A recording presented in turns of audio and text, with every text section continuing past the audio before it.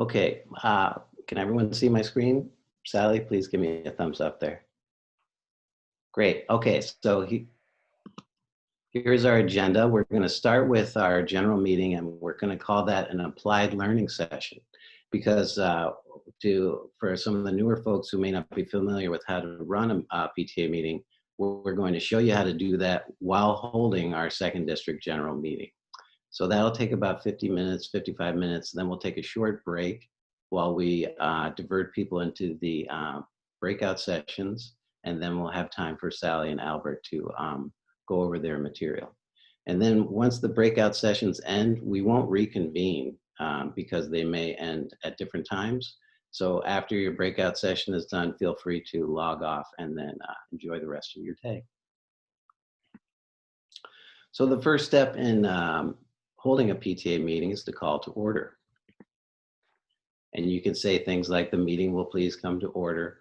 The most important things about this are to start on time, respect everyone's schedules, and also be sure that you have a quorum. Your bylaws, which you should get yourself familiar with at your unit, will stipulate the number of people needed for a quorum. And that way, if you do any voting during the meeting, it will be official. You can't vote if you don't have a quorum, it won't count. And then this is also a good time to make any personal introductions. So by way of introduction, I want to talk a little bit about the PTA structure and familiarize you with how that works and where your unit and the district PTA falls within that. So we are part of the California State PTA, and the mission of that is to positively impact the lives of all children and families. And your second district board is made up of executive board members, much like your unit. This year we have an open president position, but most of those duties are being fulfilled by Albert Coe, who's the executive vice president. Thank you, Albert. Our secretary is open. Today, Melissa Mountain, who is our parliamentarian, volunteered to take minutes. So thank you, Melissa, for doing that. Our treasurer, Sally. We have Sharon and Michelle in VP roles, and also Nancy, myself, the auditor, and then we have various advisors. So we have a lot of experience on our board. We're very fortunate also to have Carol Kosovar on our board, who is a past California State PTA president.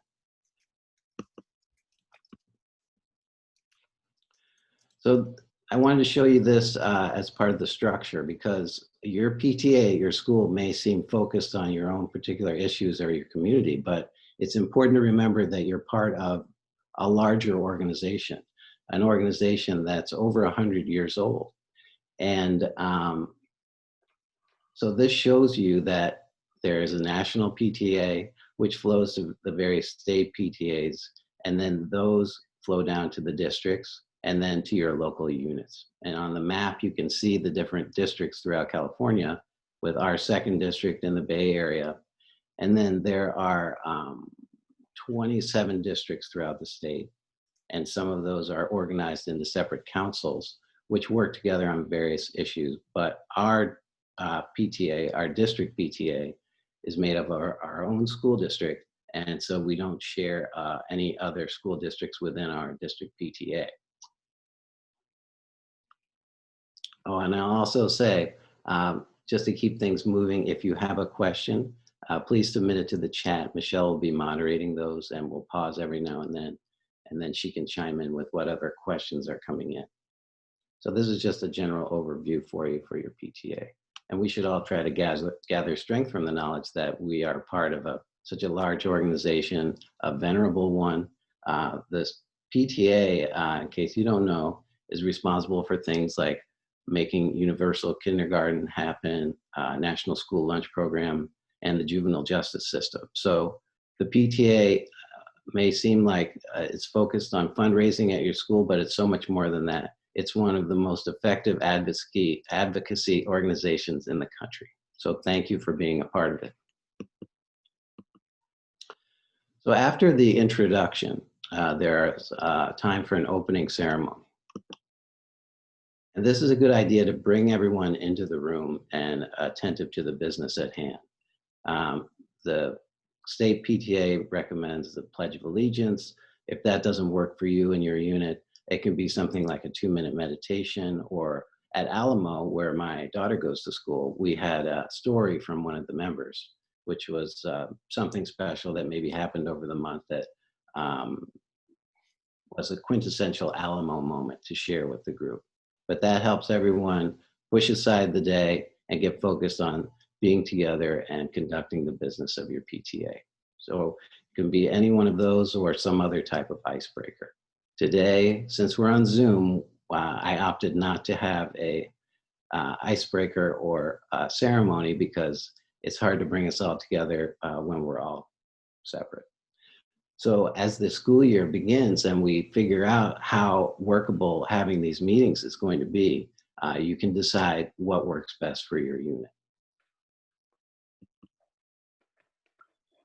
So the next item on your agenda should be to approve the minutes from the prior meeting. So you should try to distribute the minutes or post them at the school before the meeting so people have a chance to review them. This activity doesn't require a motion from a member. We just say things like the minutes were posted at this time. Are there any corrections? So in keeping with our practical meeting application, I'm going to present the minutes from our February district meeting.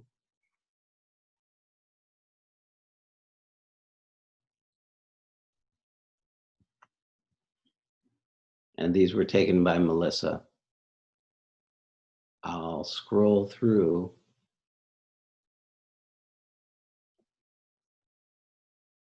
and see if there are any corrections. Michelle, I'll pause there. Are there any comments coming in that we should talk about? Yep, I see there's a couple here. One from Terry that the minutes need to state where the meeting occurred. Okay. And then there's another question here, great question, this comes up often, is it appropriate for someone who was not at the prior meeting to vote on approving the minutes? And I can answer that, or Melissa, as parliamentarian, do you want to weigh in? I'm off mute, right? You know, yeah. I have never seen an official answer to that question. However, I always say don't vote on it if you weren't there. So. Agreed. So I'm adding the location here in real time. Oh, and I've already added the location to these minutes, but thank you for updating February's. Okay, good. Thank you. And I don't see any other comments on the minutes. Okay, so if there are no other corrections, the minutes are approved as corrected.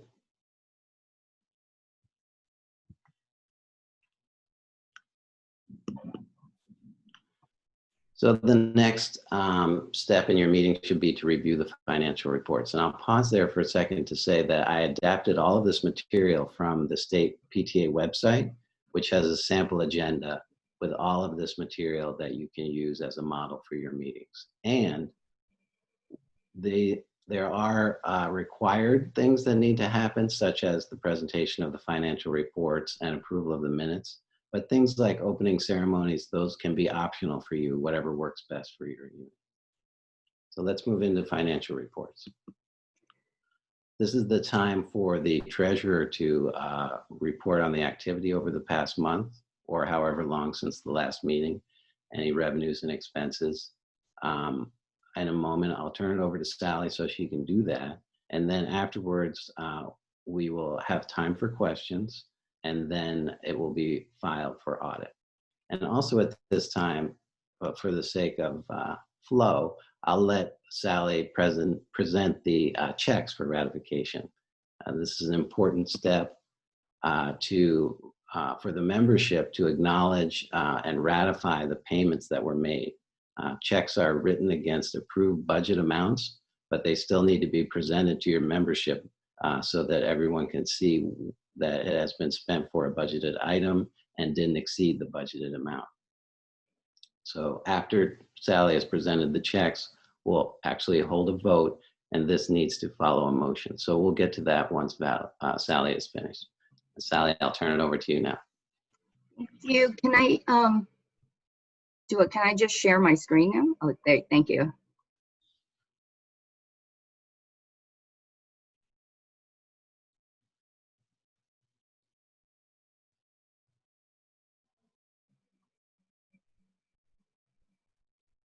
Okay, can you guys see the financials? Good, thank you. Okay, so here's the financial report that covers the period of February 1st to May 29th. That being after our last meeting on February 1st. We started the period with $35,389. Receipts for this period were $8,052, mainly coming from a leadership grant from CAPTA and ticket sales for our Founders Day dinner. We also collected a little over $10,000 of dues and workers' comp insurance premiums that are being transferred over to CAPTA. So it's in this receipts not belonging to the association section. Our expenses this period were $6,385. Again, mainly for the payment of Founders Day dinner expenses. And then we transmitted that $10,000 over to CAPTA for the insurance and dues, leaving us a net receipt of $1,666 and ending cash balance of $37,056. Are there any questions about the financials?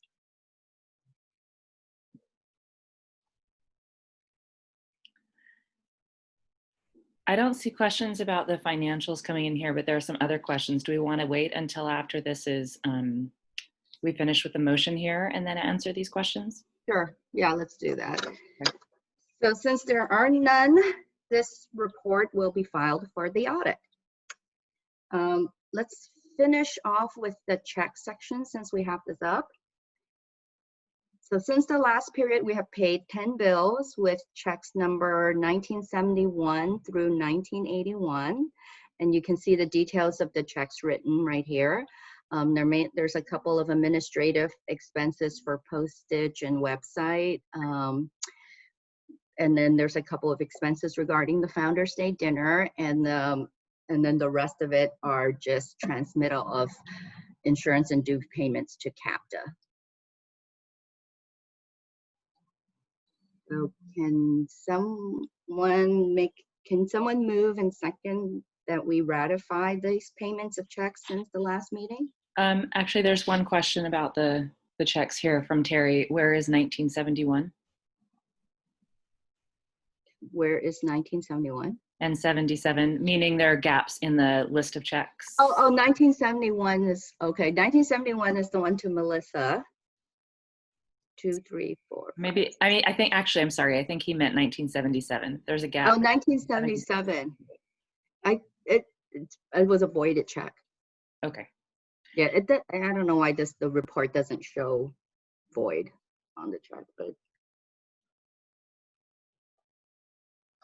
Thank you.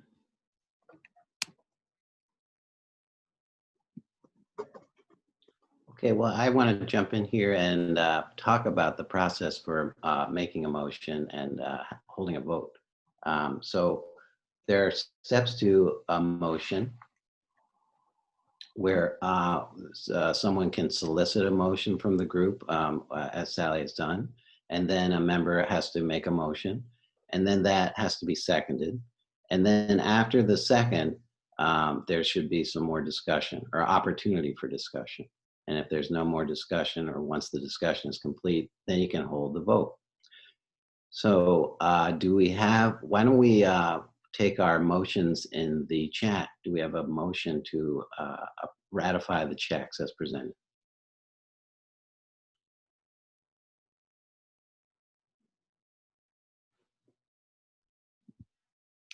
The motion by Shelley. Thank you. Any second? Rachel G. seconds. Thank you. And so these should be noted in the minutes so that you have a record of the members who are making motions and seconding. So now we have an opportunity for any more discussion about the checks. Any other comments? There was another comment here from Terry about that check number 1977 that says that that should be listed in the list with that it was voided so that there's not a gap. So maybe that can be handwritten in or added. Yeah, we'll know in the minutes that Sally's going to add that to the list of checks that we're ratifying. Any other comments or discussion?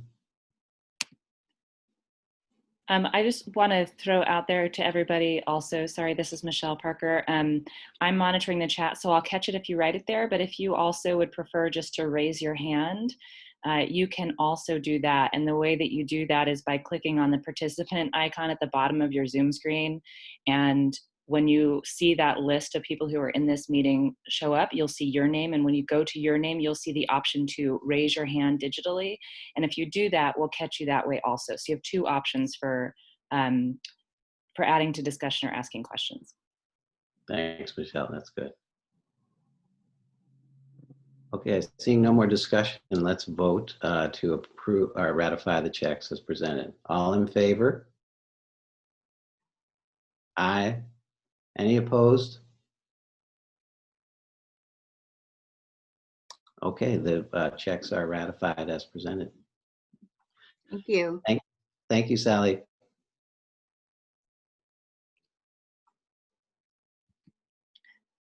Ron, do you want to also talk about quorum really quickly before votes? Well, sure, go ahead and you can explain that.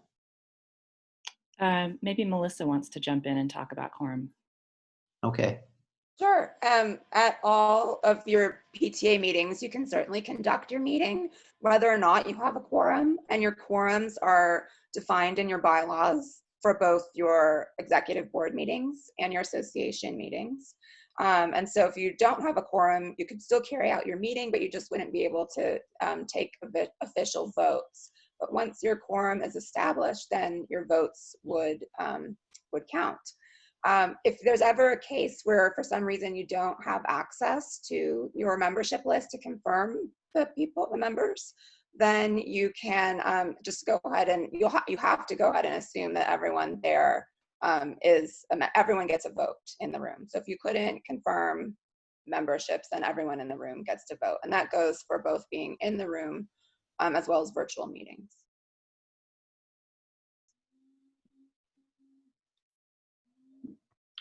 Okay, and thanks, Melissa. While we're paused there, I see a question from Kate about the order of the agenda items, asking if you can present the financial reports later in the meeting, or if you want to shift the more marquee items to the beginning of the meeting for new members or people who may leave. That's fine. You can do it in any order, but it must be done in every meeting so that you are voting on all of this material and getting it into the minutes. And the reason that the voting is important and documenting it in the minutes is because our PTAs are not-for-profit organizations, and any activity that we are spending money for or taking money in is subject to audit by the IRS. And also, if there is an insurance claim, so if you have an event and it's not been documented as approved by the membership in the minutes, the insurance claim may not be valid if something has happened at that event. So that's why this parliamentary procedure and documentation is so important for your PTA. So I just wanted to add that. Are there any other questions? I see some people have registered late and they haven't gotten their registration emails. Are you able to accept those, Michelle, while you're? I'll go in and see if I can accept them through the main account. Yeah, I think you may have gotten emails about that. I'm not sure, but I'll go in and see if I can let them in. And also there's another question here that if you are not a paid member of the PTA, can you vote in a meeting? No, go ahead, Melissa, sorry. So technically, you'll see it in your bylaws that you need to be a paid member for 30 days And the reason for that is so that you don't like suddenly front load a bunch of people, you know, suddenly the day before your meeting in order to sway a vote. So you should be a member for 30 days. But again, like I said, there is that rule that if you don't have access to your membership list, which you should always, but if for some reason you don't, then just everyone in the room would be assumed a member and can vote.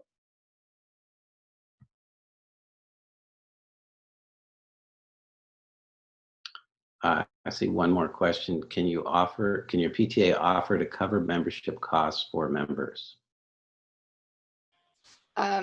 Yeah, this is done quite often by several units in a way kind of, sometimes it's referred to as a scholarship for their memberships, but they can, so if a member joins, you just need to be able to cover the minimums that go to the district and eventually to national and state. Does that answer that question? I think so. Okay, great. Well, let's move on. I'm going to move into the next agenda item.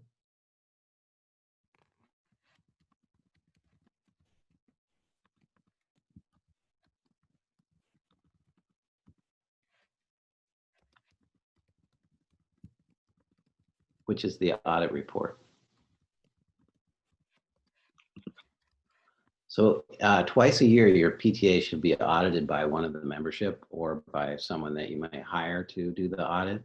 But it's important to do this twice a year to follow the recommended audit program that's put out by the state PTA, which is on a checklist that's part of the audit documentation. And I'm going to present our second district mid-year audit in just a second. And then after I do that, I'll solicit a motion to adopt, and then we'll vote to approve the audit.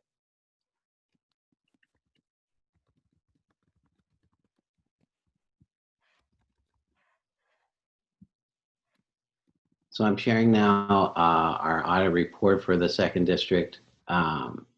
This audit was unique in that I covered the period September through December 31st.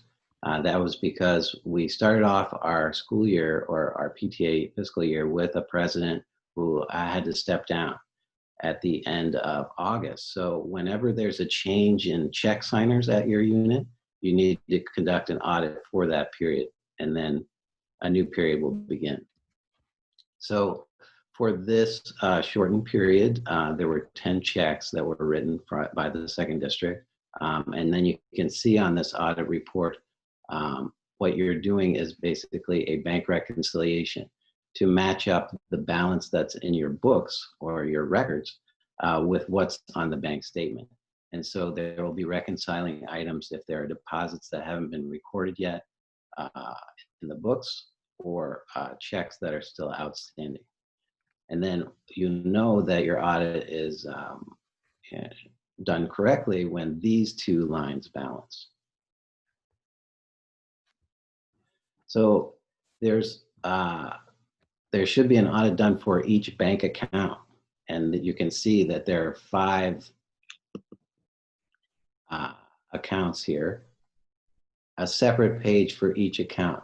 I started with the operating account because that's where the action is. The district PTA has other bank accounts that are for separate purposes, but they are holding balances that are just accumulating interest at this point. So you can see that the only activity here was the interest accumulation, and no checks are being written here. So I'll scroll through some of these more dormant activity accounts, but they have been audited.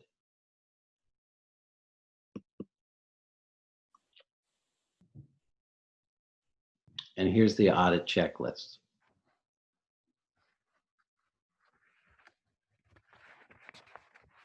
And I want to make a word about the audit checklist. You can see here that this one was from last revised in May 2016, and I know that Sally's going to cover this point in her training, but there's a new requirement under Audit Reports that the audit should be reviewed by a committee. So you can see here, this is the new audit checklist. And so going forward, you'll need to have an audit committee review your audit or have it conducted by a qualified accountant. So that's something new to be aware of. And the committee can be up to 2 people, or just to make sure that more than one person has reviewed the audit before it's presented to the executive board. And the last thing I'll say about that is you can see on the form the audit has a completed date, and then the first step is for it to be presented to your executive board at the board meeting. And then after the board adopts it through voting, it's presented to the association, which we're doing now. And then after that is voted and approved, then it can be filed for audit. So I'll stop there. Are there questions about audits or about this audit report in particular? I'm not seeing specific questions about this audit report, but I will just draw to everybody's attention in the chat box. We've been putting some links to this template and the checklist and everything there because people have been asking for them, but there's no specific questions. Okay, great. Oh, actually, there's one question that just popped up. Should the treasurer not be part of the audit committee? Yes, the treasurer should not be part of the audit committee.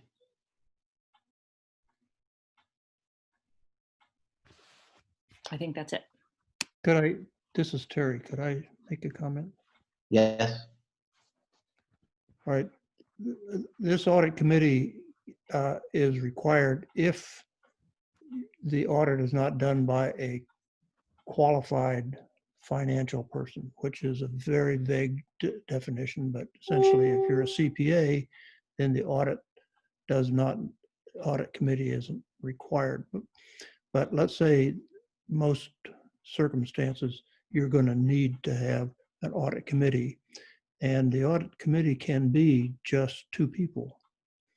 And it requires, the key here is that 2 people or more, whatever number you put into the audit committee, have looked at it, and that it is recorded in the minutes that the audit committee has reviewed it and signed off on it.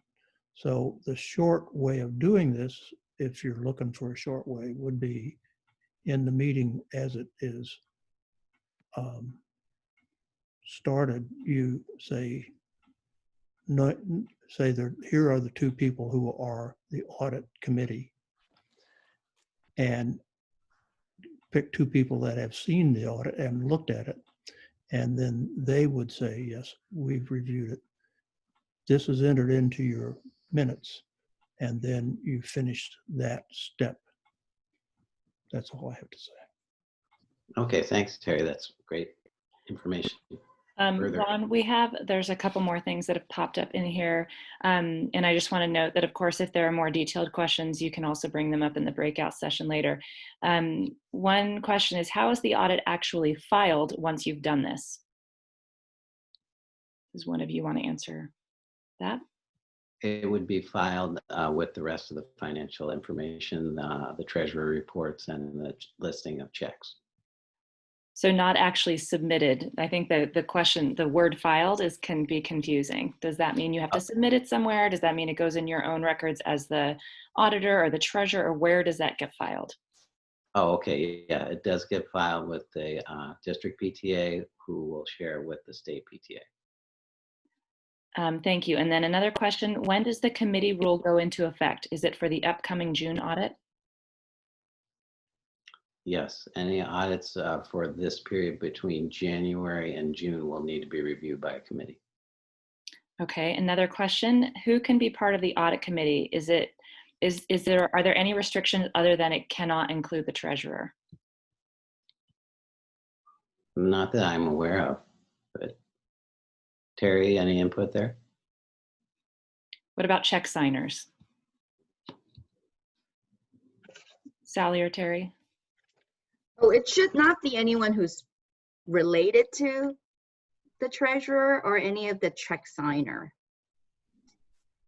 So you want somebody who's kind of independent, who has no relationships with the actual check signers of the accounts. So if your PTA allows the president and the treasurer to be check signers, neither the treasurer nor the president should be on that committee, nor anyone who is living in their home. Related. Right. Related, right. And those are the only restrictions we're aware of. Yes. That's correct. And then the last note is that all of these links that we've been putting in the chat are also on the sfpta.org website. They may be a tiny bit easier for you to find there, but they are in both places. And I don't see any other questions here for now. Okay, then at this point, I'll entertain a motion to adopt the audit. You can enter in the chat, please. So moved. Terry Norbury moves. Thank you, Terry. Any second?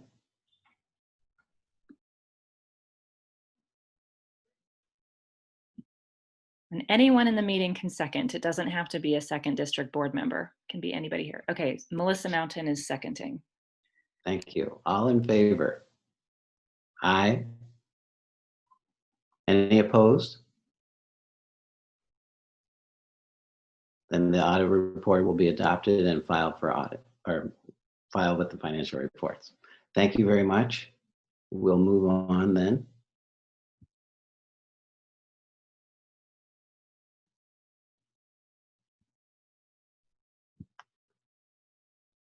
At this point in your meeting, you want to have an executive board report. So all of you have stepped up to be part of your executive board and demonstrate your leadership to your schools and communities. So thank you. We couldn't do this without you. And part of that is to conduct the management of your PTA. And you'll need to meet monthly and discuss the upcoming meeting agenda and any issues that have come up. Probably the most important executive board action that you'll take is to develop the budget for the coming school year, and that you'll present that to the membership at the beginning of the school year or at the end of the previous school year so that you can vote to adopt it in the next school year. So whenever there are recommendations by the board that need to be made, they'll be discussed in the executive board and then presented during the meeting. And since the board is already discussed these recommendations, they don't need to be subject to a motion. And then it will be presented to the group and then voted on if it needs to be voted on. Something like adding an item to the budget, amending the budget, or something like a new program that the PTA is going to sponsor. So I'll pause there for any questions about executive board reports.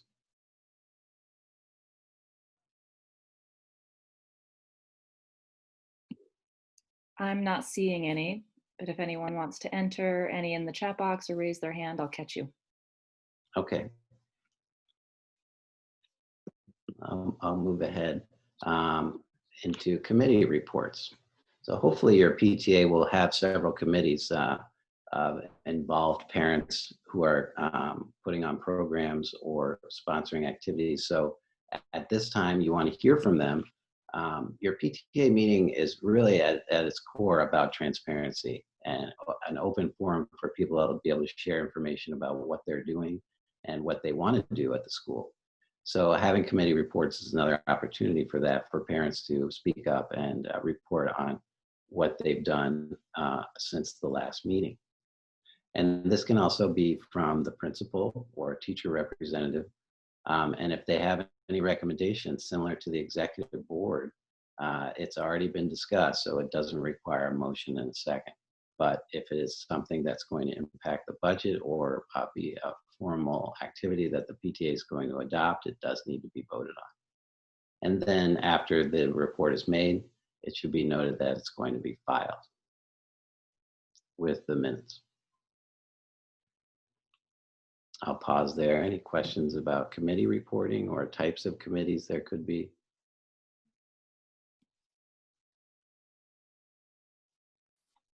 I'm not seeing any. Okay, great. I we'll move on. And then there may be a time when your PTA has unfinished business. And so you want to give an opportunity for that to be resolved.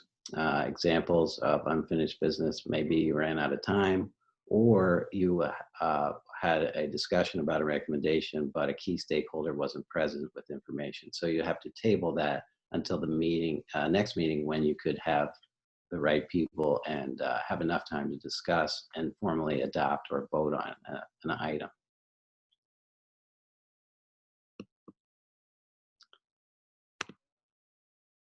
And then, of course, there would be new business. So this is going to be coming out of committee reports or executive board reports. So you may tick off some of this new business during that time.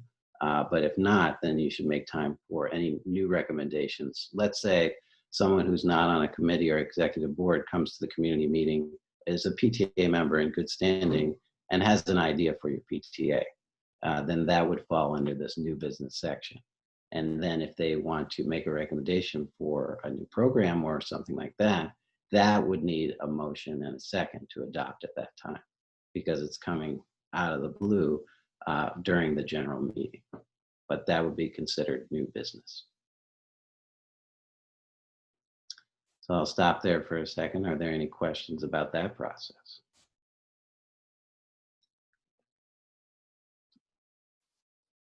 Not seeing any. Okay, great.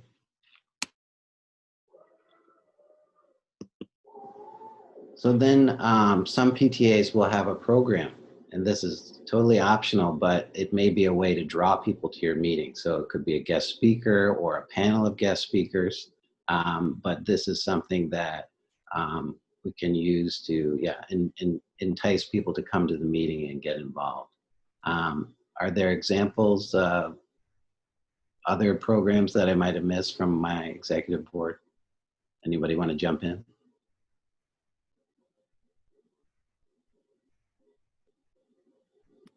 Unmute Okay. yourself, Terry. What? Can you hear me now? Yeah. One of the best things that you can already prepackaged are select one of the lessons in Ed 100 and then have everybody read that ahead of time perhaps, or quickly during the meeting, and discuss the issues that are presented at the end. That's a great point. The Ed 100 is an educational program where you can download specific modules about topics impacting your community, your school. For example, there's a topic about how local control funding works. And one of the parents can present this material, and then you could discuss it, and all have a learning opportunity based on Ed 100 material. And I'll show a link to Ed 100 towards the end of the meeting so you can see where that is, and then you can go learn more about that. And of course, if you have questions about how to implement that, get in touch with us and we'll try to help you. Any other comments on programming? Okay. So I think the final thing you want to do at your meeting is to make announcements or any other communications. So this is a good time to let everyone know what's coming up on the calendar, or if there are needs for volunteers for specific upcoming events. And then you also want to announce your next meeting at that time so everyone's aware and can plan to be there.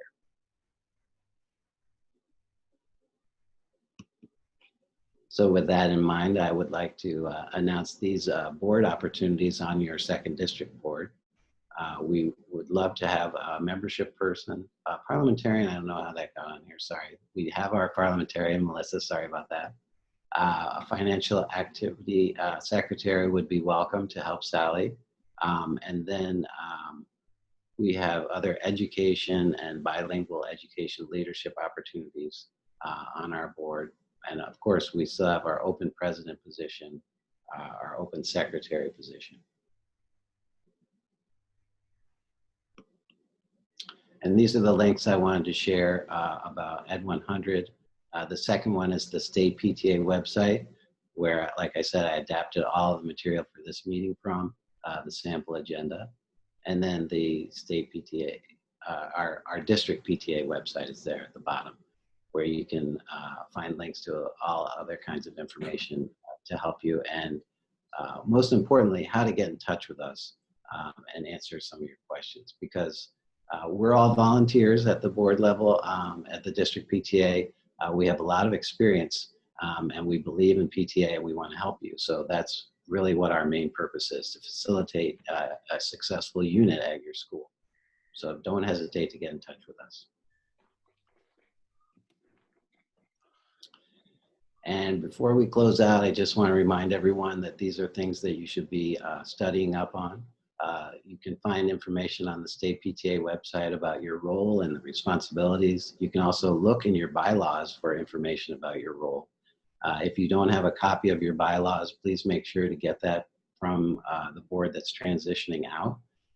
That is the blueprint for how your PTA should conduct its business, with important dates of elections, meeting times, meeting frequency, and also quorum limits. And your bylaws also will have the specific board roles for your school. To be a PTA in good standing, you absolutely have to have a president, a secretary, and a treasurer. And then there are other board positions that are up to your individual unit to designate, and that's done in the bylaws. So would get a copy of those and then review the basic finances, which Sally will be talking about soon in the breakout session. But all board members should be aware of your responsibility as fiduciaries for your school or your PTA. So I'll pause there. Are there any other questions at this point? There are a couple questions, and I would imagine we might see more come through here. There's a question about, is there official California PTA direction about virtual meetings going forward? There has not been an update about what happens after June 30th, but their regulation was to permit these at least through June 30th. I imagine it will be extended, but I have not heard.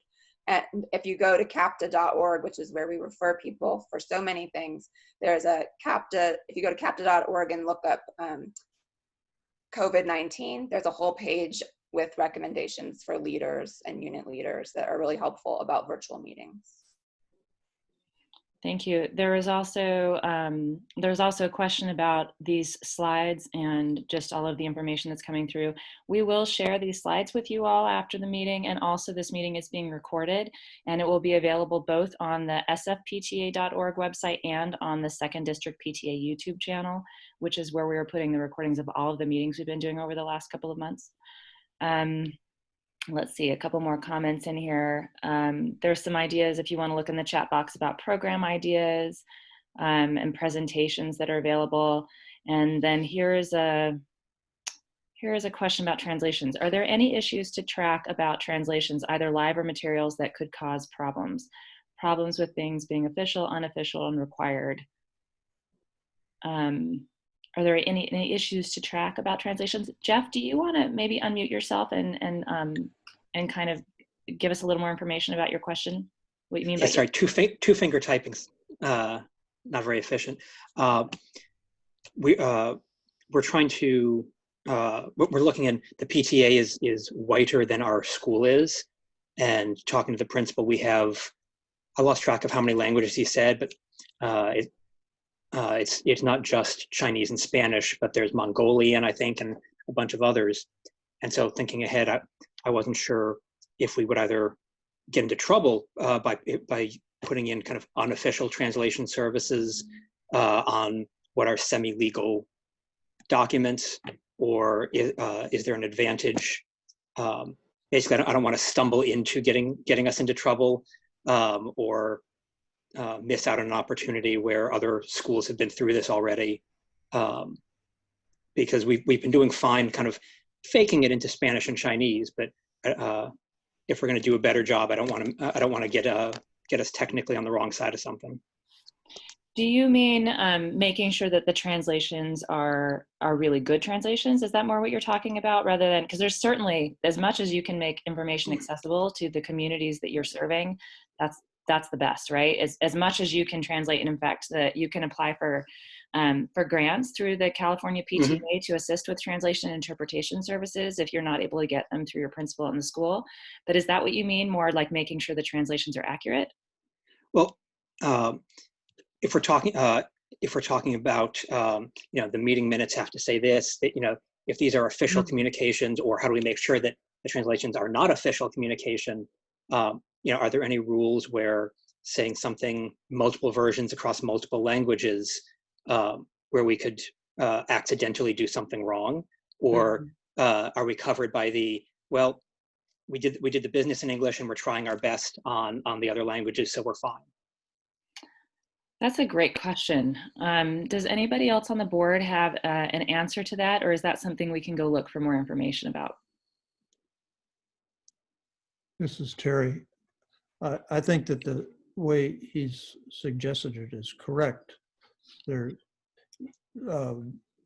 it probably is worth having a note in the language that has been translated to, that the official version is in English and is filed with the CAPTA, or with the records of the unit.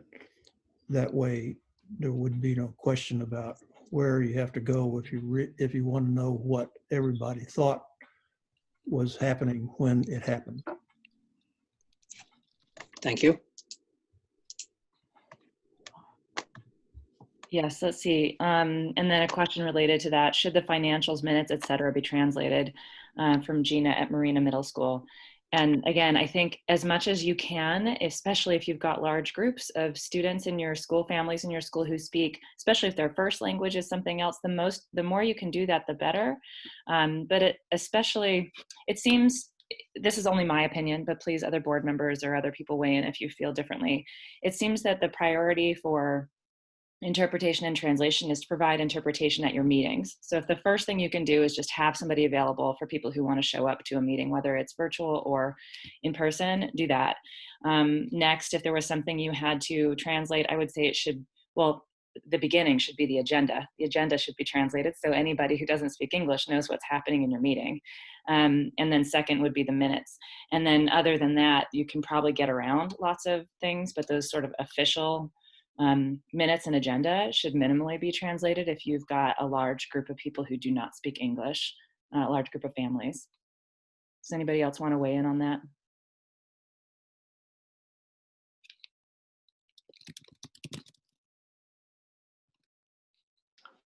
No, I agree. Thank you, Michelle. Any other questions?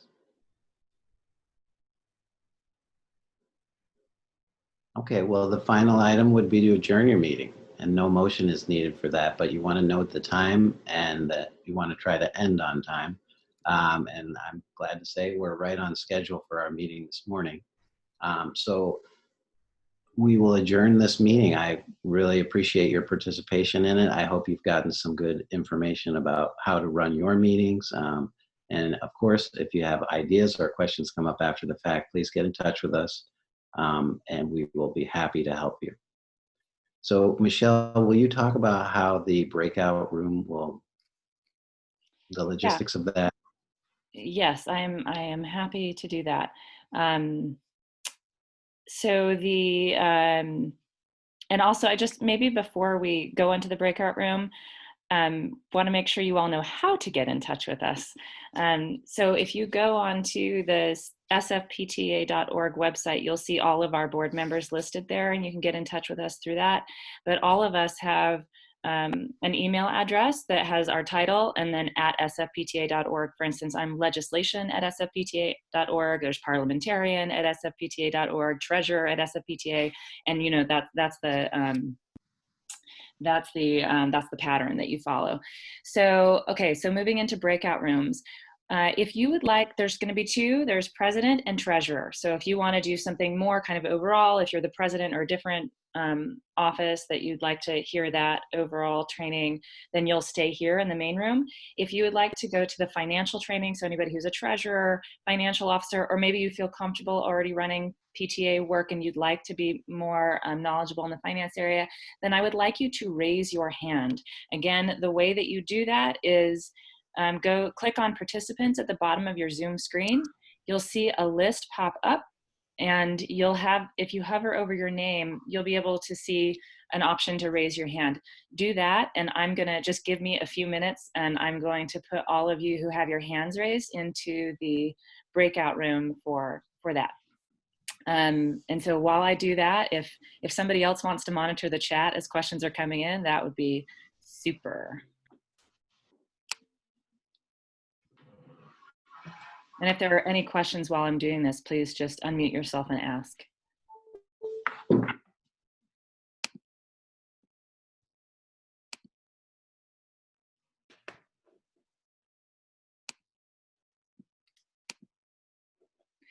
And as Ron said, we're not going to be having a specific end time. So as the trainings finish, we'll just let you leave when you're finished.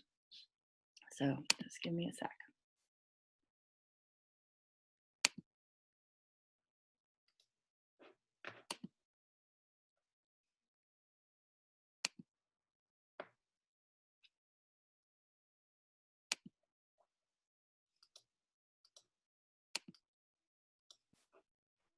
Yes, this is a short break time, so please go ahead, refresh your tea or visit the restroom, whatever you need to do. We'll start up again in about 3 or 4 minutes.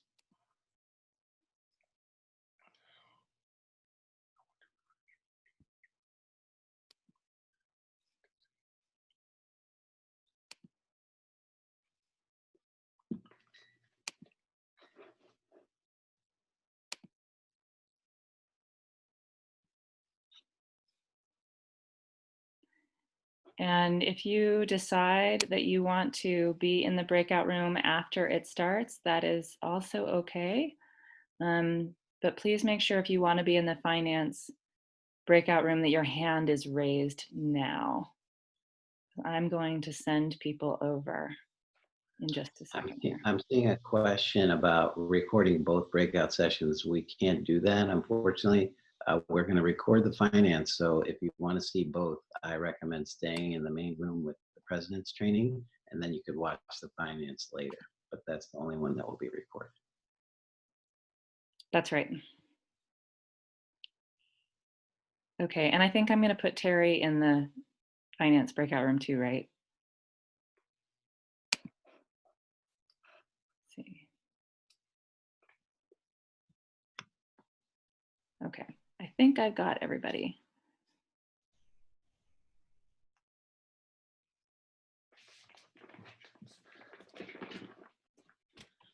And if you decide, if I put you in the finance breakout room and you decide you want to go back to the main room, you can just leave. You just click leave the room. It'll be a little blue button at the bottom of your screen, and you can go back to the main breakout room. So that's an option for you if you decide you want to get out of it.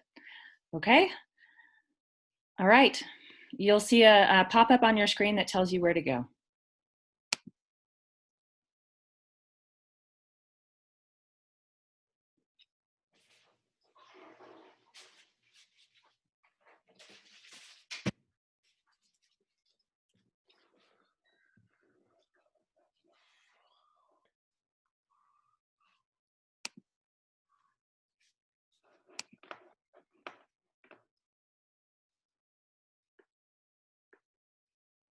Hold on, I've got to get myself over there. And me too, right? Are you? Oh, and Sally, we don't have you. Because I couldn't raise my hand on this. Oh, let's see.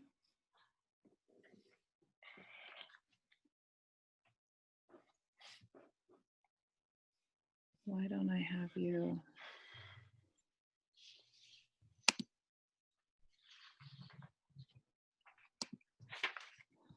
Hold on.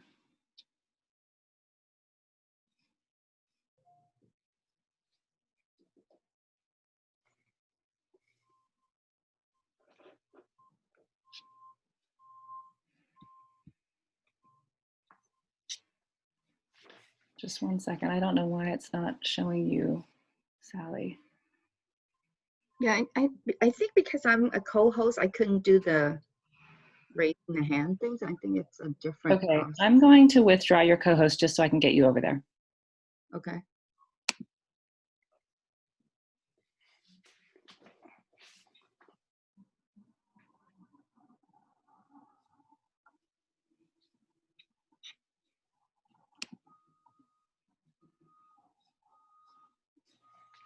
This is strange. Hold on.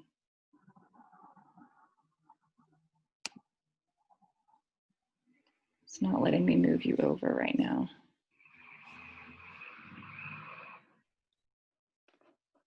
Okay, I'm going to bring everybody back real quickly because it's not letting me just move you over now. I don't know why. Actually, hold on. Thanks everybody for your patience. There we go. You're over. Okay.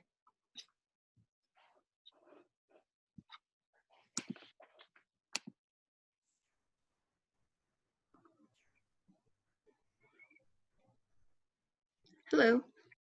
Hi, everyone. All right. Are we all here?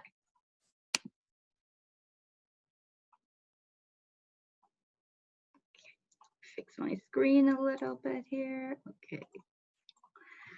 Is it letting you show your screen? Sally, do you see that option since I had to remove you as co-host? Yeah, I do. Okay. So let me get that up there. And here it is.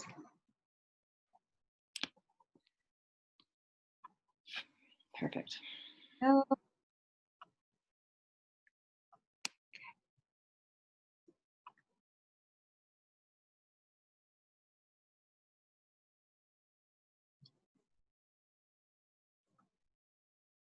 okay, here we go. All right, hi everyone, and welcome to our financial training session. First of all, I want to thank all of you for joining and for volunteering your time with the very important PTA. The first area that I want to cover is a little bit about our transition to the new year, and then talk about getting your membership started during the summer months before school year, and then some key financial to-dos to wrap up last year, and then some key financial to-dos for next year. And then we'll cover a little bit about the budgeting process. So the first thing, hopefully most of you have already done this, but I think we are still missing some information, is to enter your new officer contacts into PTA Easy. And if you're not using PTA Easy as your financial package, you are still, you can still get access to that part of the database of entering contacts and uploading documents. So just contact me at, treasurer@sfpta.org if you need a login, and I'll set you up for that. Then the next thing you want to do is make sure you go into the bank and change your signatures. So at least 3 elected officers, 2 of whom must be the president and the treasurer, should be approved to sign checks. So you'll need to go and fill out a new signature card at your bank. The authorized signers should also be, these three authorized signers should not be related by blood or marriage or reside in the same household. Okay, and you want to go ahead and change all your online access as well to like PayPal or any other online service that you're using to the new officers. Then next would be to have a transition meeting with your outgoing board, so they can hand you over any outstanding items and files that you may want to get from them for your job. You'll probably want to also set up a meeting with your principals to set up some goals for your term, and then start drafting up a budget, which we'll cover later on in the presentation. The president should also appoint any new committee chairs, parliamentarian, and other vacant offices that were not filled during the regular election process. And then also we want, the president will want to appoint an audit committee to do the semi-annual audit. So that new requirement, as Ron had pointed out, is that you will need to have an audit committee, which would be at least 2 people, unless your auditor is a qualified accountant, which I think a CPA or someone who's been in a key financial role for a long period of time. And also we covered this earlier, your auditor should be impartial, so therefore should not be related by blood or marriage to the president or the treasurer or anyone else who has who is handling funds. Okay. So after that, you probably want to review your bylaws in case there's any change necessary. Then you want to, oops, I moved on to the next slide, but you want to go ahead and register to use Totem for your online PTA membership system if you've not already done so. So the benefits of using this system is it was developed specifically for the California PTA, so it will collect the dues and automatically separate the funds to go to the district and the California PTA respectively. Members can join online with I don't their want that right now. which makes it a lot easier. And the PTA leaders and other members are able to invite friends and families to join as well with just one click. You don't need to print out forms and collect checks and send the funds out. You can set it, members can set up for automatic renewal every year. Let's see, there's no cost to the PTA.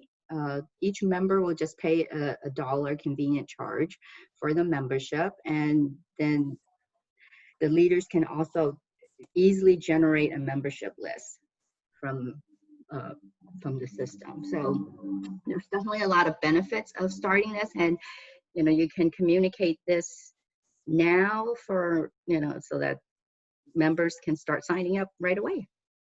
And the website for joining Totem is right there on the bottom of the slide if you have not done so already. Okay, let's see. All right, some financials items for last year. To close out the year, you'll need to prepare your year-end financial report. And that includes a balance sheet of all your accounts and, of course, the income statement. You'll need to complete your year-end audit, which usually ends on June 30th is the year end. Sally, could I interrupt? This is Terry. Sure, Terry. On Totem, it's best for the new members to not join until July 1st. That's the first day of their next fiscal year, because Totem will treat it as though if they do it before that date, their membership is for this year, ending at the end of June. Oh, good point. Oh, I thought they started letting you do some memberships during the summer. We'll have to look. I have to look into that. I'll double check that on Totem. Just to be sure that you don't get it into the wrong year. Yeah. Okay. All right. Thank you. Okay, so back to this list. Okay, so you'll want to send your tax returns in. Those aren't due till November 15th, but you'll want to collect all the information together for your accountants to get those, the 990s for the federal, the 199s for state, and then the RRF one for Attorney General. Okay. You'll also want to prepare a raffle report if you've held a raffle in the 19 to 20 year. And you'll also need to file this report even if you did not actually hold a raffle. If you've petitioned for a raffle, but you didn't actually go through and hold the raffle, you'll still need to file this report. Okay. The financial reports and the audit must be presented and adopted by vote at your executive meeting and your general meeting at the start of the year. Okay. And then finally, copies of all of these financial documents should be uploaded into PTA Easy when they're available. Okay, so financial to-dos for next year. The first thing is to prepare your budget for 2020 to 21, which will be recommended by the executive board and adopted at your first general meeting as well. We'll talk about that budget in more detail later. If your unit plans to hold a raffle for this 2021 year, you'll need to file a registration form with a $20 fee to the Attorney General. You'll need to present financial reports and check ratification at each executive board and general meeting. Reconcile bank statements at the end of each month, and and this is also a new requirement, you'll have to have a second person who's not a check signer review the bank statement and the reconciliation and sign off on it. Okay, and here's some due dates for items that should be coming to us at the 2nd District.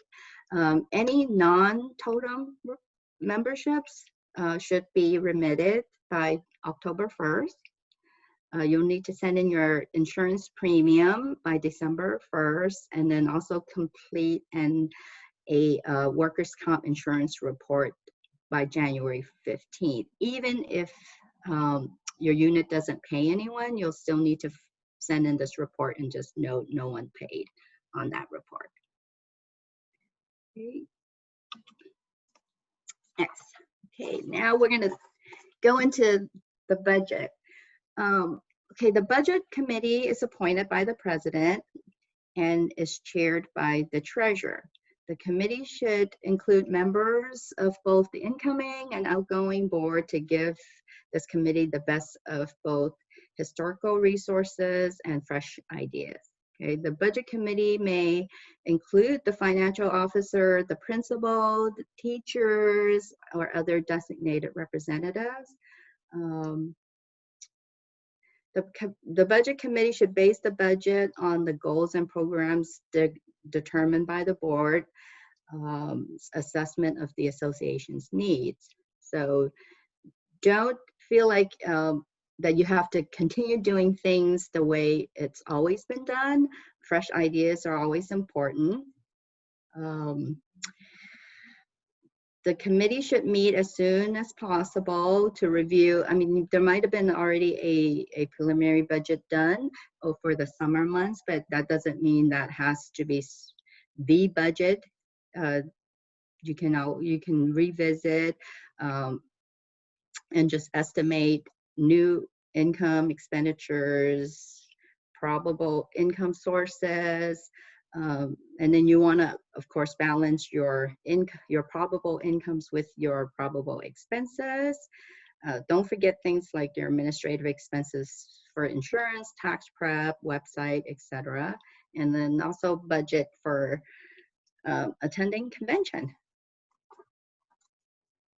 So we can go over the budget components in more details, but normally there's a section with carryover funds from prior year, and then of course you have your income and your receipts, and then expenditures, and then unallocated reserves, and then your ending cash balance. So here's what a sample budget would look like. Okay, your carryover money, your carryover funds are basically just your money left over from last year in all your accounts. Okay, so this should actually be, the same number that's the ending balance on your audit report from the end of last year. Okay, your income, you're going to show all your revenues gross. Okay, do not net out any expenses. Each program fundraiser should be shown separately. Membership income for the unit, that's just your unit portion of any membership dues that you've collected. The part that is going to CAPTA and the 2nd District is going to be shown in the section as the receipts not belonging to the unit. Okay. Expenses, again, we want to list out each of our programs and fundraisers separately. There will be some line items for administrative expenses. And then hospitality, I just want to touch on that. The cost of hospitality, the general rule is we don't want the cost of that to exceed like 5% of your total expenditures. And hospitality will include anything like staff or volunteer appreciations, association, executive board, or committee meetings, and other events where you provide refreshments. Okay. The costs of meals and snacks for volunteers working during an event should not be considered as hospitality. They should be included in the expense of that particular event or project. Okay, then on the bottom, we're going to have the carryover funds for next year. That's basically whatever's left over. And then, let's see. Then there's a unallocated reserves. That's a line that you would use for reserves that you're bringing over to the next year. That's not designated for any particular purposes. Okay.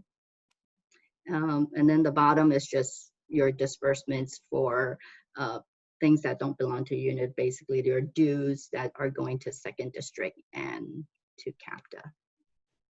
So a final note, remember that the budgets are a living document and can be amended at any time with a vote at your general meeting if something changes during the year. I think that is it. Here's again, the same websites for any additional information. You can check our website at sfpta.org, or CAPTA has lots of useful information on any of the items that we've discussed here. Are there any questions? I know that was a lot of material, and of course we're going to share this slide and this recording with everyone, but are there any specific questions you have right now? Hi, this is Sean from Lakeshore. If you have something and you need to go over budget, you can't just vote to write a check for going over budget. First, you have to vote to change the budget and then write a check for going over budget. Is that, or the new budget, basically? Is that correct? Yes, I mean, I think on all the units bylaws, there is a specific amount that the executive board is allowed to spend. That is not budgeted, in between meetings. But if you know that if it's above and beyond that amount, then yes, you need to have the membership approve it. Okay.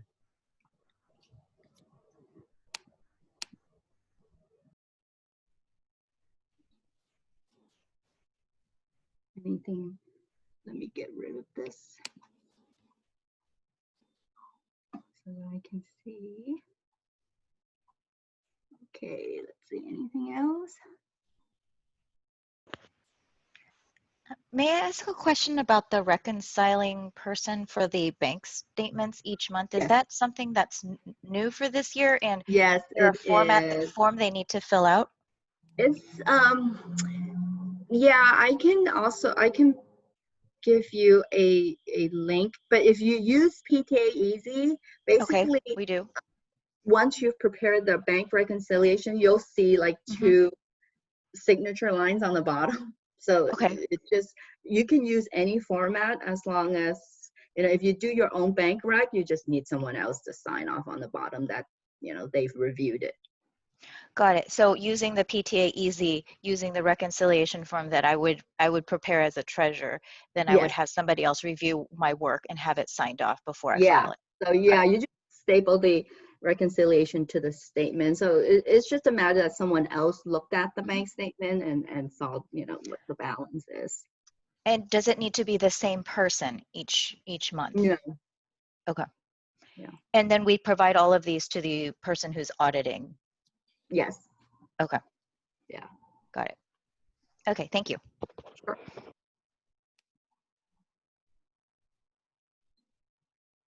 Can the person auditing be the person signing off each month? Because we appointed an auditor, And now we have the whole auditor committees. So I just want to see if that person could just be the person who does the monthly sign-offs. Yeah, I think that's fine. Yeah. Yeah, so what we do at the second district is I bring my bank rec every month to the meetings, to our executive board meeting, and whoever's available can just look over it and sign it. Just.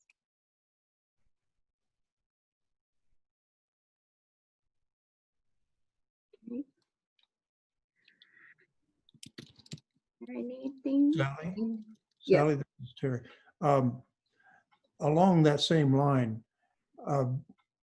the secretary of the unit should be the one that opens any envelopes that are received in the mail from the bank and reviewed and then given to the treasurer. The same purpose being that somebody else is seeing what the bank's saying. And obviously the purpose is if there's something that in that envelope that says there's a problem, and the problem might be the treasurer, that at least somebody else on the board has seen the notice before it goes to the treasurer.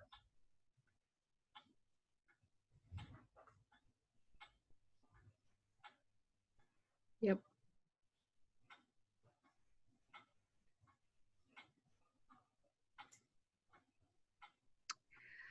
Okay, well, if there's no other questions, we can go back to the other room if you would like, or you can always reach me at treasurer at SFPTA if you come up with anything else after this. But thank you so much for joining. Hey, Sally, if I may, just really quickly, because I was a little late to join into this room. Is it possible to receive the deck that you shared today, just in case there was anything relevant in there that would be good to review? Yeah, the deck and the recording of this training will be on our website. Okay, very good. Thank you. Sure. Alrighty.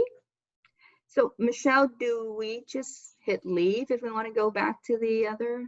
Yeah, if everybody's finished, if nobody has any other questions related to finance, I know it's a really big, overwhelming topic, then yes, you can just at any time push leave room, and that will take you back to the main area if you want to listen to the rest of that presentation. Excuse me. Or if you get there and you want to just leave and be done for the morning, then you can just push leave meeting once you get back to the regular presentation. Okay, great. So Thank maybe you, we can everyone. hang out here for a few minutes in case people have questions. Yeah. Yeah. Yeah. Thanks everybody for taking your Saturday morning to be with us. Yes, thank you.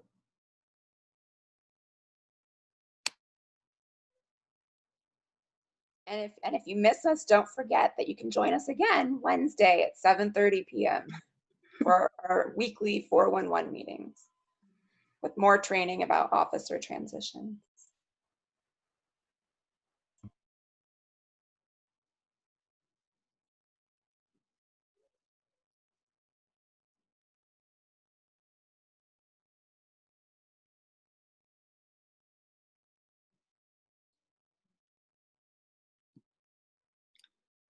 I think everybody's gone back. Okay. So I'll just close this room if nobody else has anything else. I'll go to the other one. I'll leave Okay. and go. Yep, thank you. Sounds good. Thanks. Previous year. And, when they said that, hi, I'm from, and it's funny because Shelly was on the board. Shelly Wiener goes back a long ways. And she said, hi, I'm from the 2nd District. And I said, what is that? Right. And I didn't really know what PTA was all about. I thought it was all about fundraising. Hey, we got to, do our carnival. We got to do this to raise money. And I just didn't know a lot of things. So when I went to these, I didn't even know there were trainings. I didn't know a lot of things. So not knowing what I didn't know was the biggest obstacle for me. And working with the principal, they think, you know, you're just a little piggy bank. And, you know, hey, we're not piggy banks. we're managing the funds of the organization. And I didn't know that. But Francis got key. That's Mimi Kastner. She's the principal there, I think. Yeah, she's great. She's going to be awesome. She gets it. So working in collaboration with the principal is going to be fun. Use that as a tool and just collaborate. And don't be in silos. Yeah, that was my biggest hurdle, just not knowing what I didn't know. But once I did, then it's, oh, okay. And don't feel that you have to take everything on yourself. You're the president. You preside over an organization and delegate to specialists. Like if you don't know parliamentary procedures, your parliamentarian would know. Your treasurer knows all about money. I don't ask any questions about money. That's not my thing, right? But lean on your team. Leverage the talent that you do have. And Francis Gotke has a lot of talent. So don't feel that it's all on you. So that's Albert. I appreciate the candor. Like again, the only reason why I stepped up is because the community has just been phenomenal. So it was a much easier decision than you know, perhaps some other circumstances.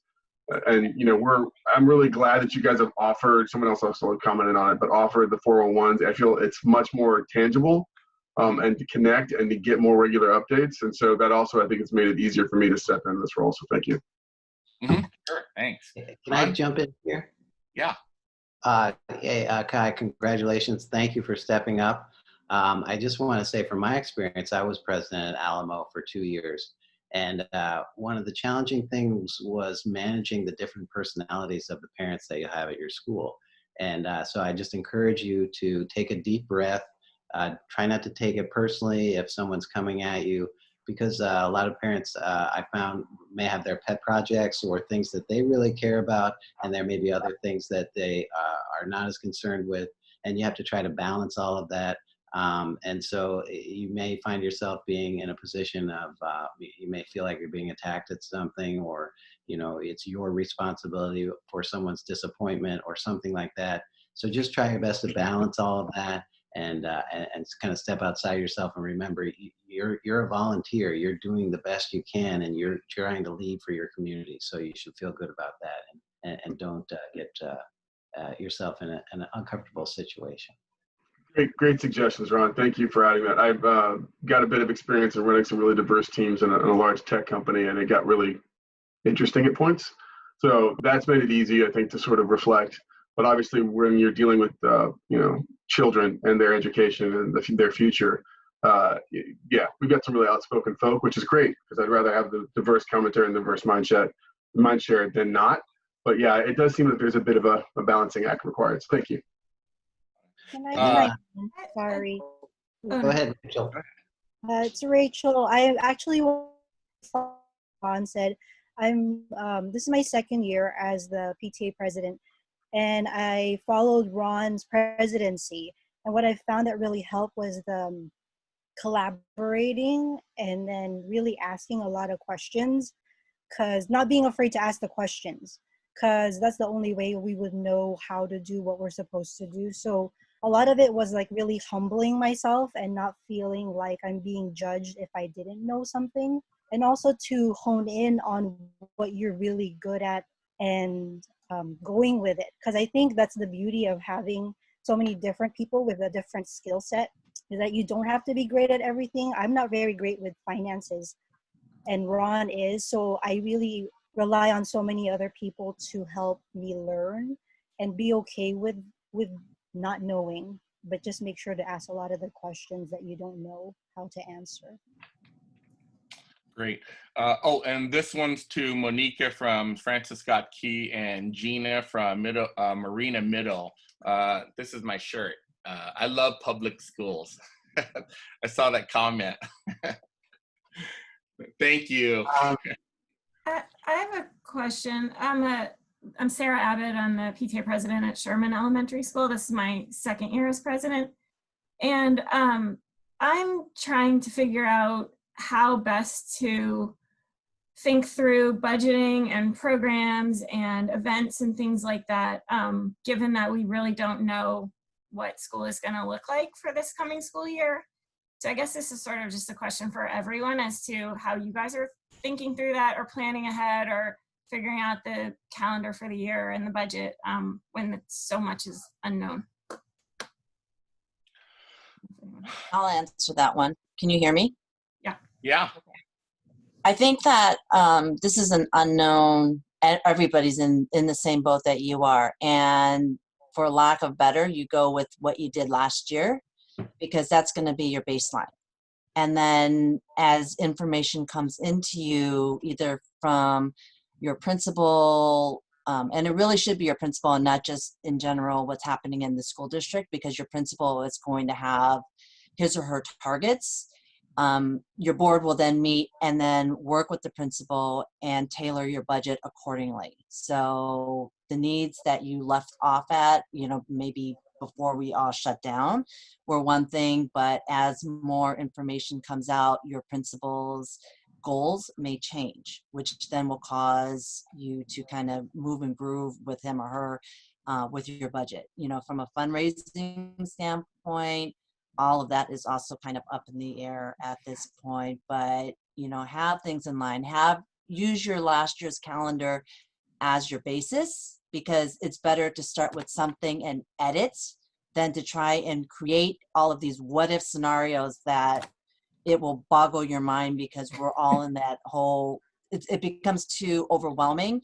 So just stay with what you know and then edit what you know. And each school is going to be a little bit different when it comes to what's going to happen. So you hear ideas from other areas. Maybe those are future 411 Wednesday topics, but go with what you know for the time being. And then I also wanted to kind of dovetail and answer Kai's question generally, and for all the presidents in the room, or for any of the officers in the room, that it's sometimes easy or hard coming into an established PTA because everything has been working like clockwork. But your interest in moving forward in leadership may be twofold. One, you want to keep a good thing going, but two, you may have other ideas. So don't be afraid to deviate from what's been done in the past and bring your new ideas, and or listen to new ideas coming from membership. Maybe not existing board members, but just membership, because maybe they're going to say something that seems totally obvious to them, and you guys have been on this one train for so long that you're like, oh my God, that's a great idea. Why didn't we think of that? Because you've been kind of chugging along. So just be open to new ideas. Don't be afraid to introduce your own ideas and tailor it to be your own, because you're not just necessarily stepping in to replace the person last year. You're stepping in your interest to be a leader and possibly take the school in another positive direction, and just kind of adding to that productivity. Thanks, Sharon. If I was going to say, Rachel, you had your hand up. Did you have something to add, or did we get that? I already spoke earlier, so I think I'm good. Okay. Great. I actually had a question that I popped in the chat, but maybe just hoping to ask everyone. For those of you who have been in prior roles within your school and have now stepped into the president role, which is what I'm doing, do you have any advice on how to effectively backfill your positions or get folks to kind of not have the mindset that you're going to be the president as well as the other 900 things you were doing before you stepped up?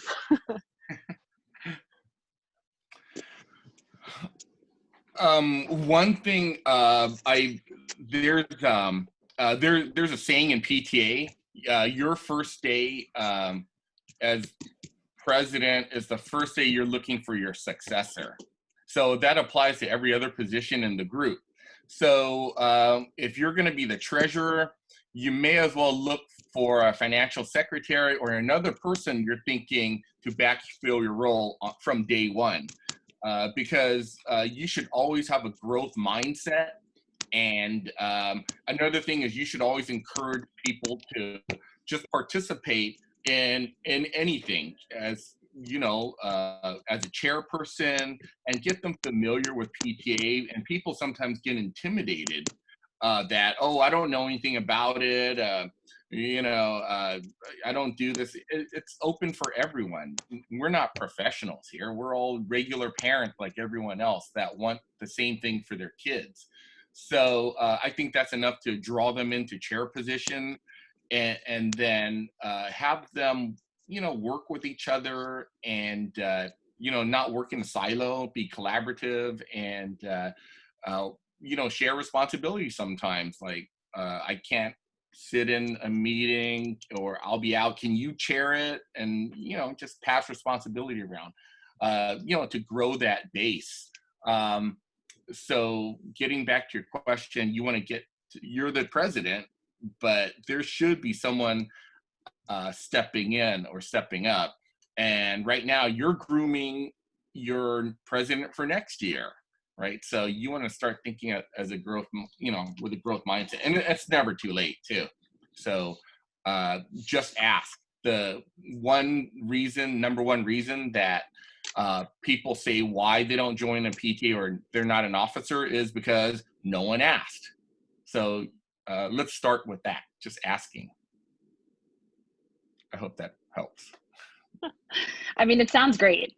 I think, the reality is the previous administration asked for, 6 months straight before I ended up stepping up kind of out of desperation. I think that's maybe an offline discussion, but I think recruitment at our schools is probably one of the biggest issues that we face, that we across the board have trouble backfilling prior positions, which is part of why I took over. Not that I have a solution, but that I realized that's an issue, and I want to try to, encourage more engagement.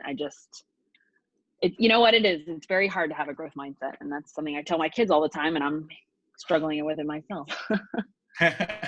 And yeah, you're right. I can, we have yo-yo PTAs who are barely getting 15 members, and we call them yo-yo PTAs because they have 15, they're PTA. They have 14 the next year, they're out, they're in, out. And sometimes it's hard to, get that PTA going, get that drive going. And, it sounds great. You're right. It sounds great. But doing is harder. It's easier said than done sometimes. So I can feel you. We're trying to help struggling PTAs, and it's hard sometimes. I get it. I get it. Jeff had a comment, I think. Jeff? One thing you can think about is using this opportunity to define what being a PTA member means. Not only do we have 16% of your school, or 20% is by definition new, it's a lot different right now. And so while a lot of people may be backing off, cutting it where they can, this is a chance to define why they should be a member of the PTA, because there's going to be a lot more need for communication with the administration, a lot more need for redefining priorities and backfilling flaws. And so I think this would be a chance to frame the PTA as the parents' way to find out what's going on and influence it in a way that in the past people have been content to kind of let things go along. They don't have any new ideas and they don't need to do fundraisers themselves, so things are running along. I think we have an opportunity now to explain what a PTA membership actually means. There's another great saying, never let a good crisis go to waste. And right now, we're in unprecedented times. Now is not the time to sit back and watch things happen. Now is the time to take action and use this opportunity to drive membership. And hey, everyone needs to be part of the solution. Everyone needs to be on board. We don't need you less now. We need you more now. Now is the time to listen up and see what's going on, be informed, and listen to see what you can do about it. Don't be an observer, be a participant and make a difference. And if you know, again, it's that hand raising. Who thinks their kids are important? Okay, everyone's got to raise their hand. Well, shouldn't you invest in it then? Right? Shouldn't you invest in your most important asset?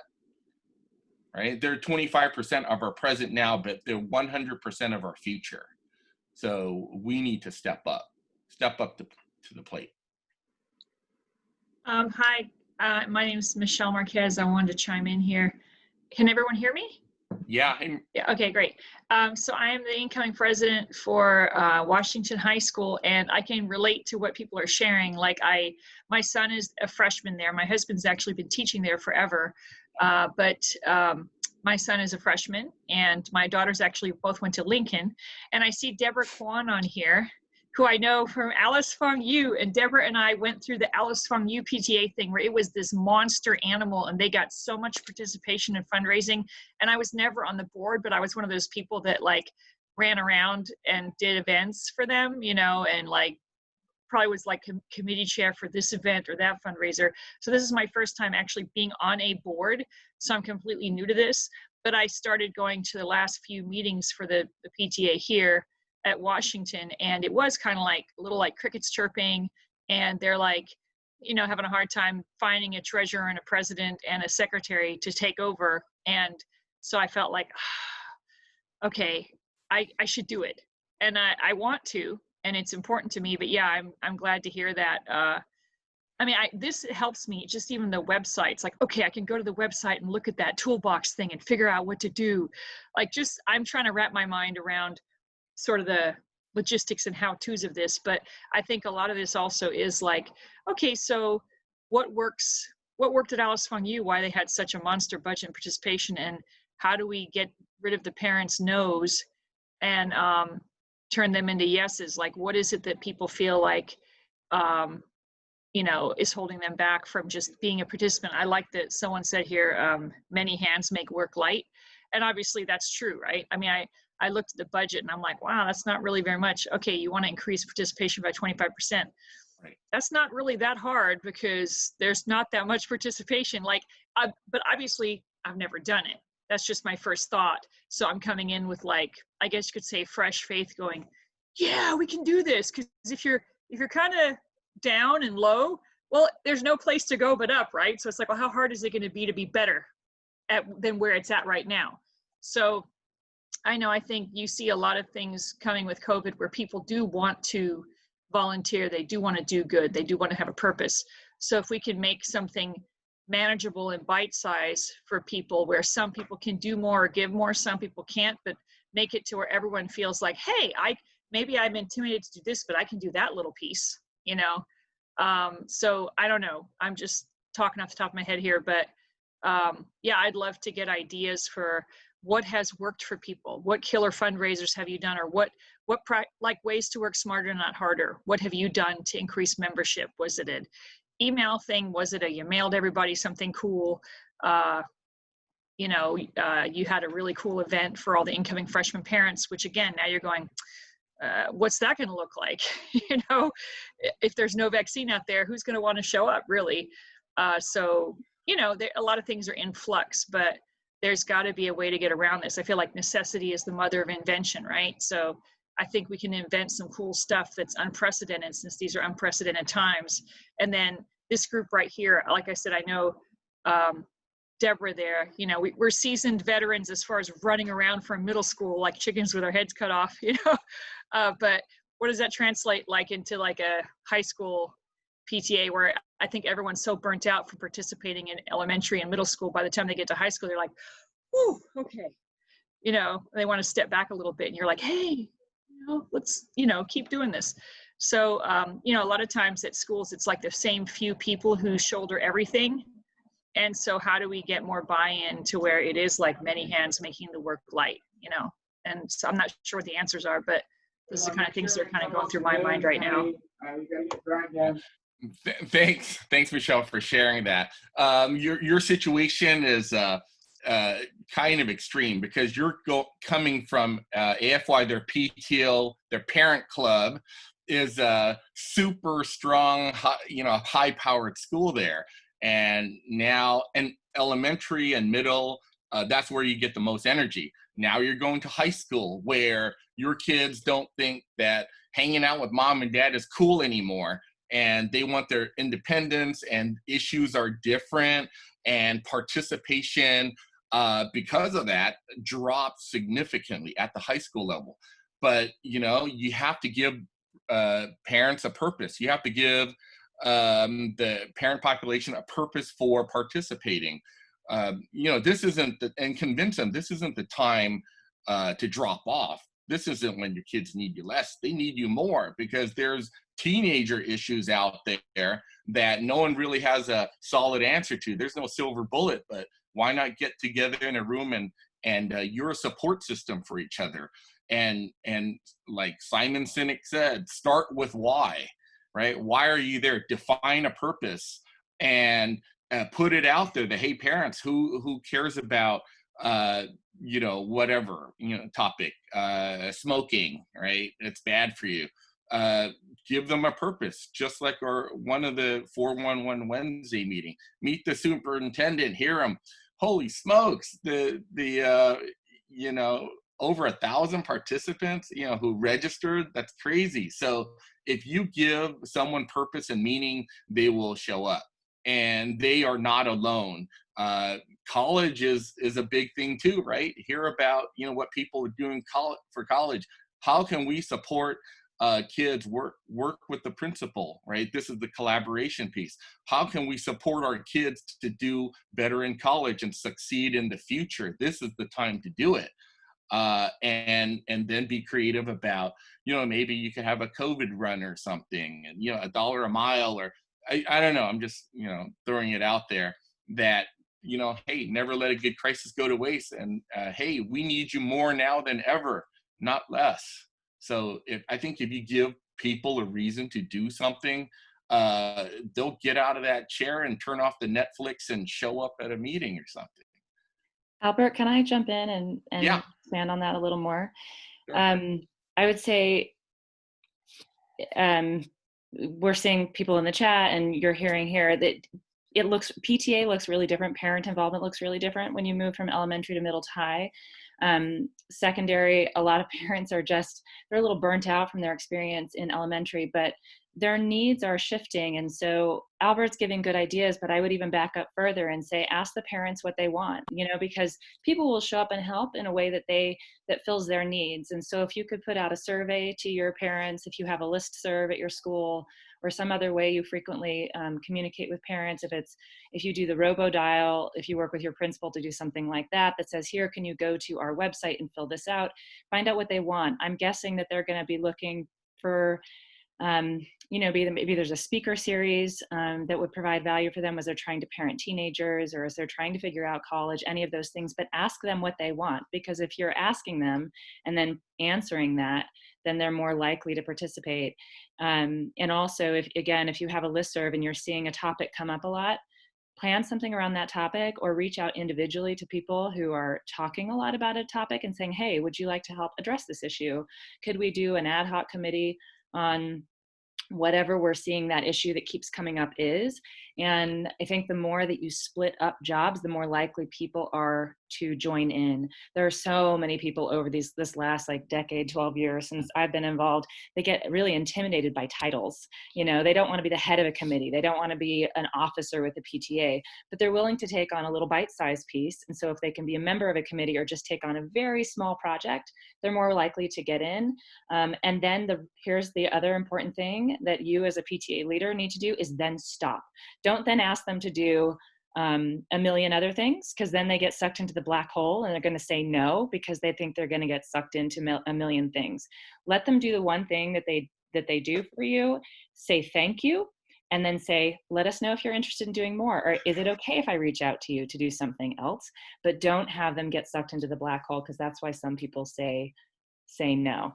So that's something to watch for, and say thank you a lot. I want to add Thanks, something to this part of the discussion too, because as Michelle and Albert and several people noted, that it is challenging as you rise and your children get older, but to Albert's point, never let a good crisis go to waste, because at this point, you have a little bit of a captive audience, because just as you have an incoming freshman, Michelle, there are a lot of families who have incoming freshmen or incoming sixth graders into middle school that have no idea what the future holds. So rather than do nothing, and they're more concerned about how their kids are going to adapt. So if you line up maybe now or stay in contact with your principal and say, hey, can we have the school social worker, or hey, can we have the counselor talk to and address and open it up, because when you get to middle school and high school, it's a PTSA. So you involve the students too in terms of, and maybe they have their own session about, hey, what are your concerns about the school year, so that they can start building their community even if they are distance. Same thing with your parents, because they are even further an island at this point. And if you're able to bring them together in some type of Zoom environment, at least now you're putting a face to your name.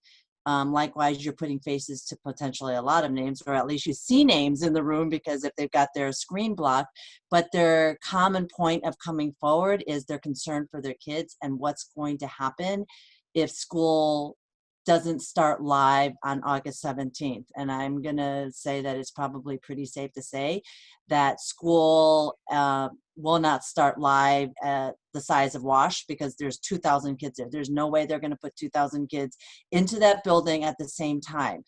Do we know what that looks like now? No. But as you get into the summer, start talking to your executive board, keep in contact with your principal, and start formulating ideas so that as we get closer to August, because nobody's going anywhere. So they're at home and they're biting their nails because they don't know. They may or may not know about the 411 meetings. They may or you have a community right here in this room, and we're thankful that you're here, because then you can go out and share that with your schools. But there are a lot of schools that aren't here, that have never participated in this kind of meeting, and so they're kind of isolated. So if you start building a community around, right now there's a you have more opportunity actually to capture the parent community, because everybody's sitting at home not knowing what's going on. So if you can be that voice of communication to them, they will come forward and see the value then of, this is what PTA is. It's about supporting our kids. It's about coming together, sharing ideas about how we can make this better for our kids, about how we can make this better for our school, how we can support our staff, how we can, all those things that you would normally say to people that may not go, oh, there's a group that's going to take care of it. It's like, no, we are that group, because nobody is together. So we have to do it somehow, some way in our respective areas. But even having somebody come to the meeting is a show of support for you, that they care, because they care about their school, they care about their child, they're caring, as opposed to not having anybody show up to your meetings where you have no idea whether or not they're just too busy or they don't care. People who show up care. Thanks, Sharon. Okay, is there any other questions out there? Something people want to talk about? There's a couple of hands raised. Oh, okay, great. Let's see. Let's go with the first hand. Is that Ixchel Acosta? Hello, I'm Michelle Acosta. I'm the incoming president of Wallenberg High School. And I guess my question is, how closely do you work with your district supervisors? Do you mean the city district board of supervisors? Yeah. Do you want me to answer that, Albert? Yeah, sure. I think the more you can work with any of the leaders in your communities, the better. So if you reach out to your supervisor's office, let them know you're there, let them know what matters to you at your school, invite them to your activities. It's super. That there is, of course, a defined role that the city government doesn't have any jurisdiction in our school district. Our school district is a state agency, but partnerships are different. You know, you can still partner with them, let them know what needs your families have, what students you have, what kinds of things are happening on your campus.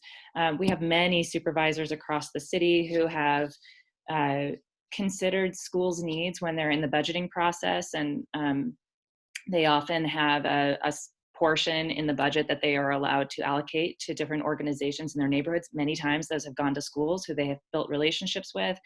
In District 4 in the Sunset, we've had several supervisors in a row who have formed collectives of all of the schools in their district and have done leadership opportunity, kind of field trips and different things, and helped create kind of a mini collective of schools who are communicating and working with each other. So I think it's a great idea to build a relationship with your supervisor and let them know who you are and what your students and families needs. So it's a great thing to do. And if you need more advice on doing that, send me a note. I'm happy to work with you. Thank you. Okay, let's get Ketty from Lakeshore and then Shelley next. Ketty from Lakeshore.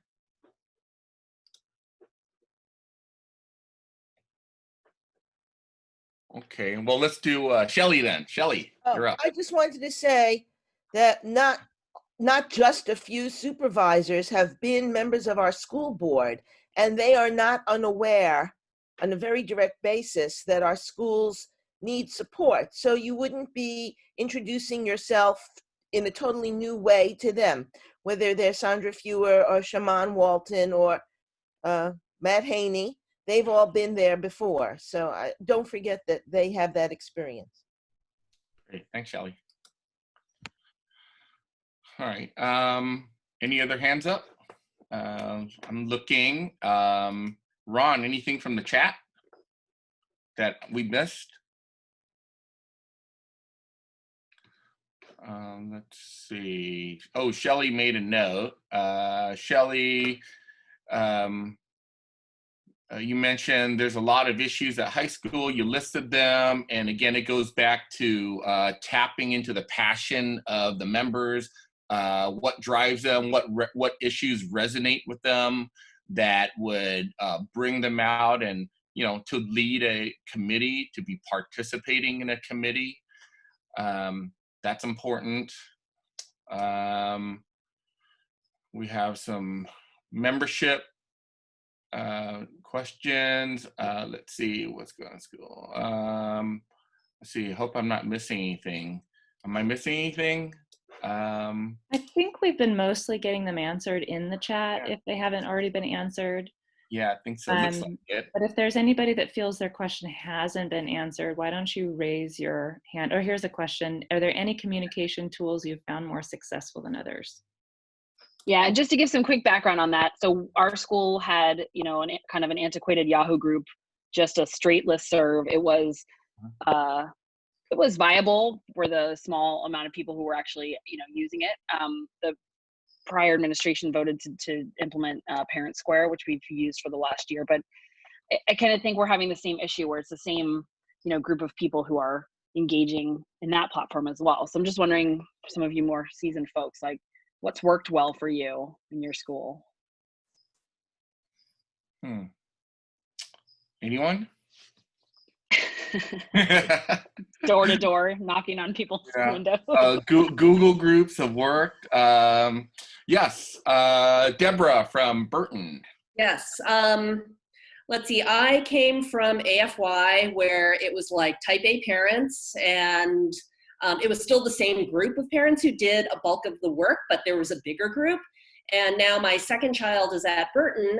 It's a very tight community, but the PTA, I can count on one hand the executive board members who come to the meeting, and we get maybe, I think at the beginning of the school year, we'll get about 20 parents and students, and then it sort of tapers off. Communication is an issue. When my son got to Burton, only one other student classmate from his grade was there, so I didn't have a network of parents. And it's a different demographic. So for me, as incoming president, it's building communication to the parents, whether it's through email or through a text or WeChat. So it's really kind of building parent engagement incrementally.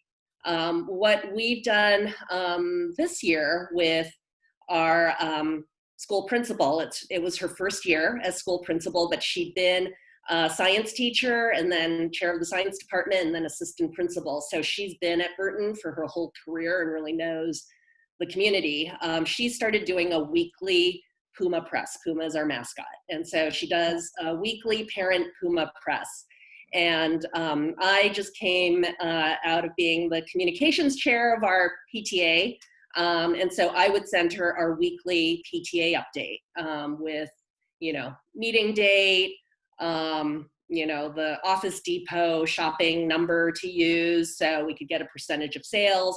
Just so, and then also, if you have any questions, you can email us on our Gmail. Just so there's consistent communication from someone on the PTA. And then also, this was the first time the principal had a consistent weekly email to the general parent community. So we've started doing that, but as Lane said, we were on a Yahoo group. Yahoo has stripped away all the features of the Yahoo group. We are now transitioning to another group email platform called groups.io. And we're on the free plan right now. And we had about 47 members on our Yahoo group. I think we've gotten 12 to transfer over. So it's going to be an ongoing process. I come from a community where, we were at AFY and then my first child was at Lowell. I didn't participate at Lowell because there were enough parents there who were gung-ho about it. And so at Burton, for me, it's kind of, I think my role is listening and trying to get parents to engage and to get over any sort of the intimidation of getting involved. And I'm so appreciative of what Michelle Parker said in the chat, that even simply, joining as a member makes a difference because it adds to our numbers. And I think that wasn't something I was aware of before, but I think it's something I can tell our parents in our community, that, simply joining will make a difference. And then if they can show up to a meeting or participate in some other way, that's like gravy. But anyway, I don't know if this was helpful, but I'm just saying that communications is something, when I was at AFY, that was sort of my big thing, because I do PR. That's my day job. I do PR. And she's really good at it. Don't know what PTA. A lot of parents just think it's fundraising and they worry. It's like, oh no, I don't have the means, or and so for me at AFY, it was sort of demystifying what PA did, and that it was more than just fundraising. It was advocacy and getting to know the teachers and staff. And I think for high school, it's the same thing. Suddenly you lose contact with your kids. I've told parents that I joined the PTA at Burton so I would have like talking points with my son, and that I would know who to reach out to if I had a question, because other than the yes no from my son. So I think, for high school we have a different set of issues and challenges with our kids, and also just with who do you reach out to on the high school level with their teachers or staff or other support. Great, thanks, Deborah. You raised 2 points I want to expand on. Membership, just get them through the door, and you're right, everything else is gravy. They have to be a member first, right? Getting them through the door is always the hardest part. But once they're in, they're and you tap into the passion, it's easy. And I actually like Michelle's approach when she mentioned that you have to understand that everyone has limited bandwidth. And that's a great approach that you want to take, that, hey, we all pitch in when we can, given our busy schedule. And all it takes is a little bit from everyone, and it adds up to a lot. And when I first started, my approach was, hey, you need to sign up. And that just turned people away. When I walk down the hallway, they, oh, here he comes. He wants us to do something. So you don't want to take that approach. So it took me a couple of years to, learn from experience. But, when when you approach and not have any ulterior motives, you know, hey, people are more open that, oh, he just wants to, you know, share information. A second thing I want to touch on is that you mentioned that you want to have speaking points with your kids, and one of the things, that's one of the reasons to join PTA, to show that school is important to your child, and if they see you participate, something inside them thinks, hey, it's important for my parent to be part of. I should, you know, double my efforts, and it should be important to me too, because if my parents care, I should care too. So I've heard that a lot as well. So thank you for that, Deborah. Thank you for sharing. I know it's we hit our 12 o'clock mark, so I don't want to keep anyone longer than we have to, but we could say, you know, goodbye now, but feel free to hang around and chat a little longer if you want. Michelle, did you have your hand up? I do. Just wondering if I can just make a couple quick announcements before everybody leaves. And I am about to put one of them in the chat. One is that this Wednesday night, we're going to have another 411 meeting that is about transitioning between outgoing PTA officers and bringing in new PTA officers so that it feels a little less overwhelming. I'm sure that this today was helpful, but this will be another opportunity for you to figure out what that checklist should be and how to do it as seamlessly as possible. So I just put the registration link in the chat box. And the other thing is, several of you have been bringing up these 411 meetings. If you have no idea what we're talking about, I'll just tell you what that is. We started, I guess it's probably been about a month and a half or 2 months ago, we started doing these 411 meetings every Wednesday night at 7:30. They're a Zoom meeting. And the goal is to connect all of you with each other and to provide information that everybody is looking for as they're trying to support their schools. And we've had a variety of topics. We've had special guests from the district, budget staff, the superintendent. We've had school board members this past week talking about advocacy.